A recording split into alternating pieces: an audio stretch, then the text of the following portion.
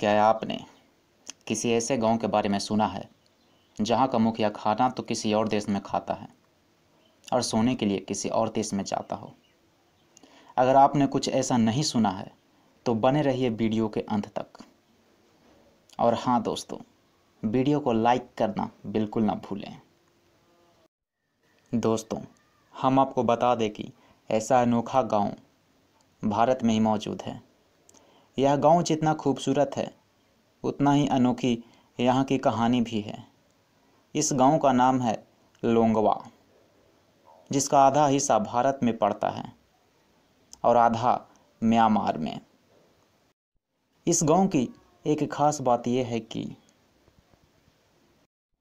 सदियों से यहाँ रहने वाले लोगों के बीच दुश्मन का सिर काटने की परंपरा चल रही थी, जिस पर 1940 ईस्वी में प्रतिबंध लगाया गया।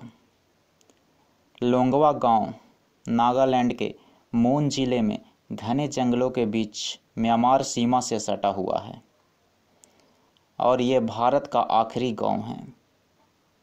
यहाँ कोयांक आदिवासी रहते हैं। इन्हें बेहद ही खूंखार और खतरनाक आदिवासी के रूप में जाना जाता है।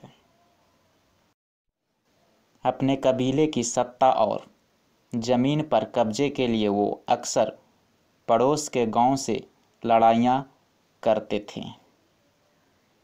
साल 1940 से पहले कोयांक आदिवासी अपने कबीले और उसकी ज़मीन पर कब्जे के लिए वो अन्य लोगों के सिर काट देते थे। कोयांक आदिवासी को हेड हंटर्स भी कहा जाता है। इन आदिवासियों के ज़्यादातर गांव पहाड़ी इलाके की चोटियों पर होते थे ताकि वे दुश्मनों पर हमेशा नज़र रख सके।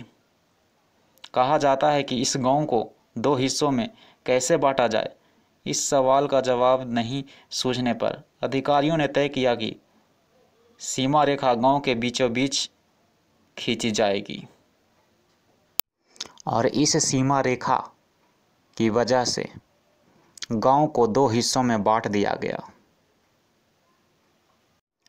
कहते हैं कि कोयांक आदिवासियों में मुखिया प्रथा चलती है। यह मुखिया कई गांवों का प्रमुख होता है। उन्हें एक से ज़्यादा पत्नियां रखने की छूट रहती है।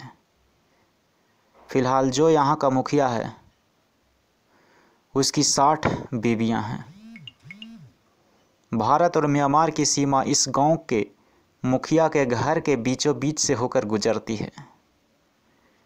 इसलिए कहा जाता है कि यहाँ का मुखिया खाना तो भारत में खाता है और सोता है म्यांमार में। इस गांव के लोगों को भारत और म्यांमार दोनों देशों की नागरिकता मिली हुई है। वो बिना पासपोर्ट और वीज़ा के दोनों देशों की यात्रा कर सकते हैं।